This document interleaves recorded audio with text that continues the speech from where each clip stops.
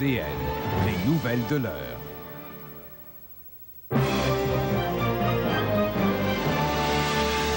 Les producteurs de porc mettent fin à leur siège sur l'autoroute 20, mais rien n'est encore gagné. Retour au bercail triomphal pour le médaillé d'or en plongeon aux Jeux du Commonwealth, Alexandre Despatie. L'ouragan George fait 5 morts à Porto Rico et menace maintenant la République dominicaine. Bonjour, bienvenue à LCN. Donc, c'est une situation qui évolue rapidement depuis ce matin. À partir de l'autoroute 20 Notre-Dame du Bon Conseil, démantèlement des installations des manifestants, des producteurs de porc qui bloquaient la 20 depuis plus de 4 jours. On venait d'entrer dans la 5e journée quand finalement la pression est devenue trop forte. La Sûreté du Québec qui est débarquée en rang serré ce matin dès 8 heures à peu près et 1 heure plus tard, le siège était levé. Jean-François Guérin est toujours sur place. Jean-François, on en est où maintenant dans le démantèlement des installations?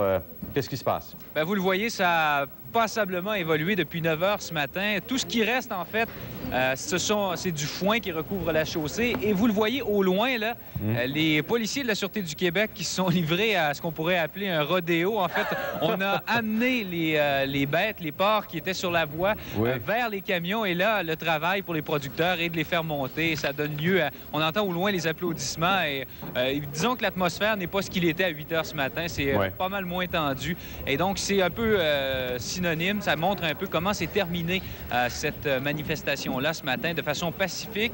De part et d'autre, on échangeait des sourires, des blagues. Donc, il n'y avait pas de tension dans l'air. En fait, les gens, les producteurs qui étaient ici étaient bien conscients que les policiers de la Sûreté du Québec ne faisaient que leur travail, ne faisaient qu'appliquer les décisions qui étaient prises plus haut, même s'ils n'étaient pas d'accord avec le fait de se faire déloger. Certains parlent même de deux justices, parce qu'on a connu des situations au Québec où les gens n'avaient pas été délogés et avaient pu tenir ces blocus pendant un bon nombre de jours et même de semaines. Donc, ils sont partis un peu la rage au cœur, se disant bien que si on n'accédait pas à leur demande, ils reviendraient à la charge. Ils ne veulent pas dire comment, mais ils vont revenir à la charge d'une chose est sûre si on n'accède pas à leur demande. Donc ça, c'est la situation présentement. Les 2 voies de l'autoroute 20 dans le secteur de Notre-Dame du Bon Conseil sur environ 11 km qui sont toujours fermées. Vous le voyez de l'autre côté, ce sont les nombreux véhicules de la Sûreté du Québec accourus sur place qui obstruent la voie. On nous dit toujours que pour le début de l'après-midi, ça devrait être terminé. Donc, on pourrait ouvrir une des 2 voies. Oui. Donc, dans une voie, on circulerait du bon sens et de l'autre à contresens. Donc, début d'après-midi, ça devrait être partiellement rétabli. Merci, Jean-François. Au revoir. Au revoir. Oui, parce que le dossier s'est déplacé rapidement vers Québec en début de journée. Donc, après cette offre de rencontre qui a été lancée à la Fédération des producteurs de porc, qui s'en sont emparés. Paul Larocque suit ça de très près, lui, dans la capitale. Paul, qu'est-ce qui se passe en coulisses exactement? On s'attend toujours à ce que cette rencontre-là de négociation ait lieu peut-être probablement aujourd'hui, sinon demain ou plus tard. Ce qui s'est passé, Georges, c'est assez simple. C'est qu'il y a eu 2 conversations téléphoniques importantes. Une, me dit-on, très tôt ce matin et la deuxième vers 8h30 entre M. Pouliot, le président de la Fédération des producteurs de porc, et le chef de cabinet de Lucien Bouchard, Hubert Thibault. Mes sources au gouvernement insistent pour dire que le gouvernement n'a pas dérogé de sa ligne qui est maintenue depuis jeudi. Il n'y a pas eu de négociation ce matin. Mais M. Pouliot a reçu l'assurance qu'il y aurait donc des négociations et que M. Thibault serait à la table des négociations, donc à présence indirecte de Lucien Bouchard, afin que ces pourparlers s'enclenchent rapidement. Et le gouvernement insiste pour dire donc qu'il a des offres éventuellement à proposer, mais ça n'a pas été fait encore ce matin. Et ce qui s'est passé également, le gouvernement, d'un autre côté, on l'a vu, là, les images ce matin, a mis de la pression considérablement sur les producteurs. Oui. La SQ était déployée et prête à intervenir. Maintenant, Paul, est-ce qu'on a une idée de la marge de manœuvre du gouvernement? De ce qui reste dans les tiroirs? Il est clair que le gouvernement, et on me l'a rappelé ce matin, n'a pas beaucoup d'argent, ne roule pas sur l'or. Les producteurs ne doivent surtout pas s'attendre à obtenir tout ce qu'ils désirent. Ce qu'on me dit essentiellement, c'est qu'il n'y aura pas de mesure universelle qui va s'appliquer à tous les producteurs. Enfin, l'offre que le gouvernement va formuler au cours des prochaines heures, c'est pour venir en aide essentiellement aux petits producteurs, ceux qui sont vraiment dans le pétrin. Parce qu'il semble que ce ne soit pas tous les producteurs de porc qui, présentement, éprouvent de sérieux ennuis. Certains s'en tirent mieux que d'autres. Donc, il y aurait une intervention négociation ponctuelle pour venir en aide à ceux qui vraiment en ont besoin. Et cette offre-là sera formulée donc probablement demain, sinon au cours des prochaines heures. Au plan politique, ça évolue rapidement également, Georges. C'est le ministre Julien qui va conduire la négociation, mais Lucien Bouchard sera vraiment pas très loin à côté de son épaule. Et également Jean Charest, chef libéral, qui s'implique dans le dossier. M. Charest va rencontrer vers 16 h les dirigeants de l'UPA pour sans doute donner son appui, on peut le penser, donc aux producteurs de porc. Oui, et ça permet, encore une fois, de prendre conscience de l'importance symbolique, de l'importance politique qu'un conflit au sein du monde agricole peut prendre au Québec. Les producteurs agricoles du Québec de tout temps ont toujours su très bien tirer leur épingle du jeu au plan politique. C'est une puissance politique, un puissant lobby que l'UPA. Encore une fois, on a vu qu'on a vu à l'œuvre encore aujourd'hui. On verra ce que ça donnera, mais je vous le rappelle, le gouvernement n'a pas l'intention de donner tout ce que les producteurs réclament, mais il y aura une offre, il y aura une bonification, si on veut, des conditions actuelles pour certains des producteurs, ceux qui seront les plus désavantagés en ce moment. Merci beaucoup, Paul Larocque. Au revoir. Au revoir. Donc, rappelons-le, oui, ça va vite au plan politique, au point que, et comme Paul vient de nous le dire, cet après-midi, 16 h, Jean Charest, le chef du PLQ, qui va participer à une conférence de presse convoquée par l'UPA, l'Union des producteurs agricoles. Pour annoncer quoi? On le saura en fin de journée, mais chose certaine, c'est une annonce qui peut paraître assez surprenante, sitôt donc dans l'évolution de ce conflit. Voilà, on y reviendra au cours de nos prochains bulletins. Parlons maintenant, rappelons-le, parce que c'est une bonne nouvelle, de ce retour triomphal des Jeux du Commonwealth pour le jeune plongeur Alexandre Despatie la nuit dernière à Dorval. Famille, amis, tout le monde était venu l'accueillir. 13 ans, qui est devenu le plus jeune médaillé d'or canadien de l'histoire des Jeux du Commonwealth en Malaisie. Sinon,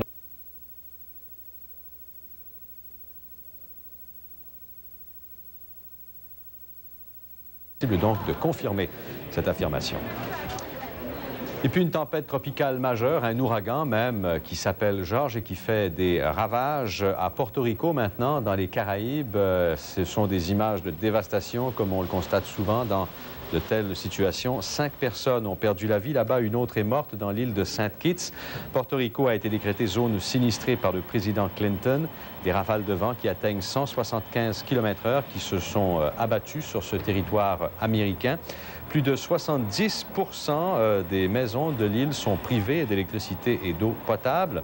L'ouragan est de catégorie 3, se dirige maintenant vers l'île d'Hispaniola, partagée par la République dominicaine et Haïti.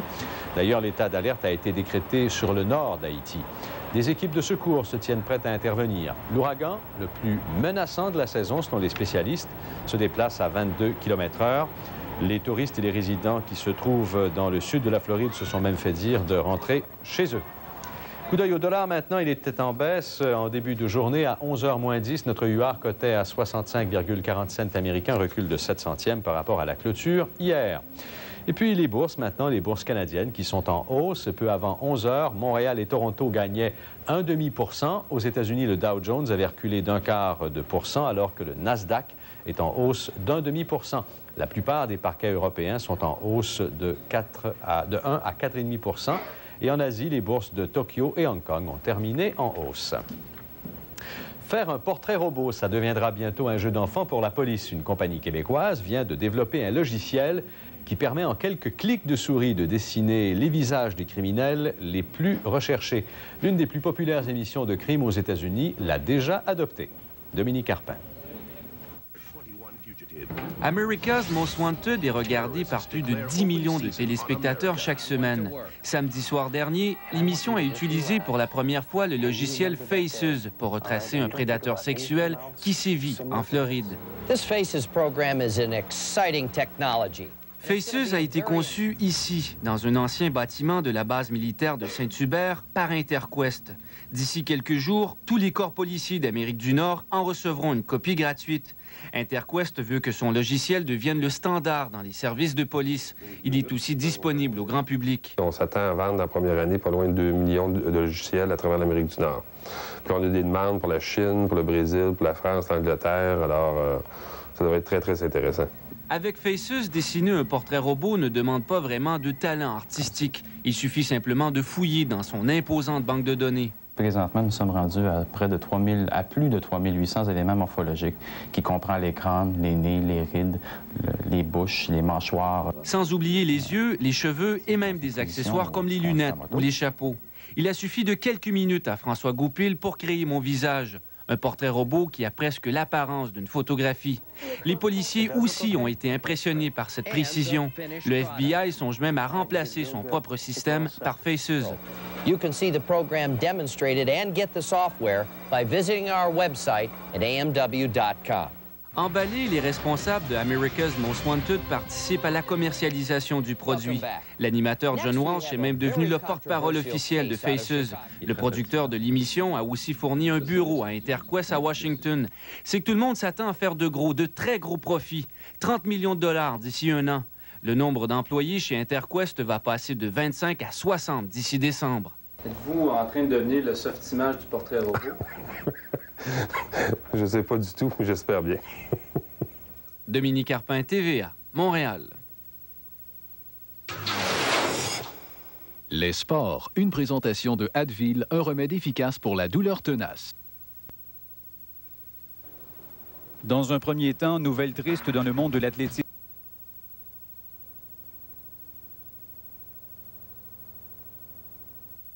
À son domicile en Californie. Flo Jo, comme on l'appelait, était détentrice du record du monde du 100 mètres et du 200 mètres établi aux Jeux de Séoul il y a 10 ans. Ses performances ont donné lieu à certains doutes, mais ses tests antidopage ont toujours été négatifs. D'autre part, la bataille juridique du sprinter Ben Johnson visant à revenir à la compétition a tourné court devant un tribunal d'appel de Toronto. On a maintenu le jugement d'exclusion à vie imposé par la Fédération internationale d'athlétisme amateur. La suspension avait été imposée en 1993 après que Johnson eut échoué un test antidopage pour la deuxième fois en carrière. Âgé de 36 ans, Johnson pourrait maintenant se tourner vers la Cour suprême. Au baseball,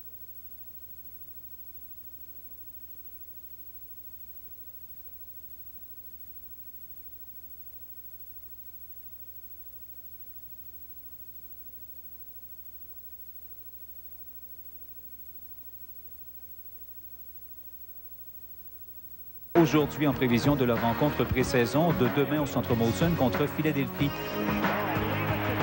Enfin, les Cowboys de Dallas ont gagné 31-7 contre les Giants de New York dans le traditionnel match du lundi de la NFL. Deion Sanders s'est illustré avec 2 touchés.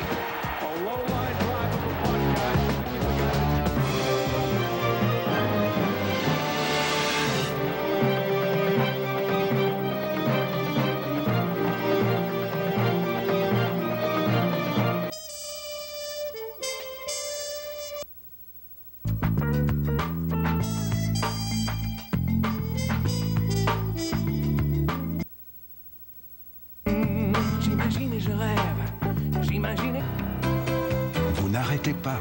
Le travail, le sport, la famille, la maison. Heureusement, vous pouvez compter sur BAN, triple protection durable contre les odeurs de transpiration. Un anti-sudorifique invisible contre la moiteur. Une formule douce, sans alcool, anti-irritation. BAN Ultra habille, BAN Clair habille et BAN anti-sudorifique en bâton mou. Des produits